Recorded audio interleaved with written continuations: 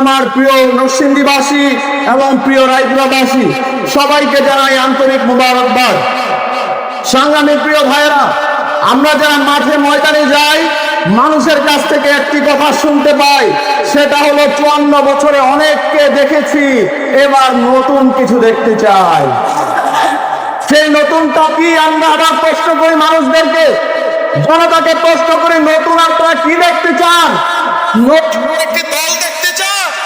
নতুন আরেকটি মতামত দেখতে চান? সবাই যেটা বলে নতুন আমরা ইসলামকে দেখতে চাই।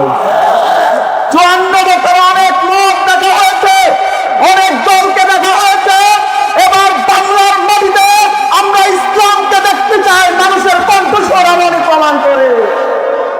প্রিয় ভাইয়েরা, 1 নাম্বার কথা গেল।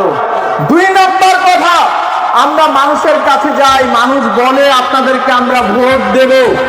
কিভাবে ভোট দেব? অভ্যুত্থানের পরে আমরা দেখেছি একটি দলের সাথে প্রশাসন মিলে মিশে একাকার হয়ে গেছে। চাঁদা উঠায় একটি দল। আমরা দেখি বিভিন্ন জায়গায় মানুষেরকে সরকারি সার্ভিস গুলো দেয় একটি নির্দিষ্ট দলের নেতা কর্মীরা। এরকম বৈষম্যের জন্য বাংলাদেশে অভ্যুত্থান হয় নাই। আমরা চাই সকল দল মত নির্বিশেষে সমাজকে গড়ে তুলতে, ঠিক কিনা বলেন? এই জন্য আমি আমার প্রশাসনের ভাইদের প্রতি, বিশেষত রায়পুরায় ঘরে ঘরে একটা আওয়াজ উঠেছে, সামনে হাত পাকা জিতবে। রায়পুরায় কৃষকটা বলে হাত পাকা জিতবে, রায়পুরার শ্রমিকটা বলে হাত পাকা জিতবে, রায়পুরার মেহনতি মানুষ বলে হাত পাকা জিতবে।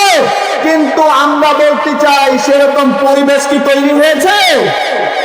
আমরা দেখছি একটি দল সবকিছু দখল করে আছে। আমাদের সম্মানিত প্রশাসক, যারা প্রশাসনের দায়িত্ব রয়েছেন, সরকারি বিভিন্ন বাহিনীর দায়িত্ব রয়েছেন, আপনাদেরকে অনুরোধ করি, আপনারা হয়তো মনে করছেন সামনে ওই দল ক্ষমতায় আসবে, এর জন্য তাদেরকে সার্ভিস দিচ্ছেন, ঠিক কিনা বলেন? আমরা বলতে চাই, আপনাদের এই স্বপ্ন ভঙ্গ হতে পারে।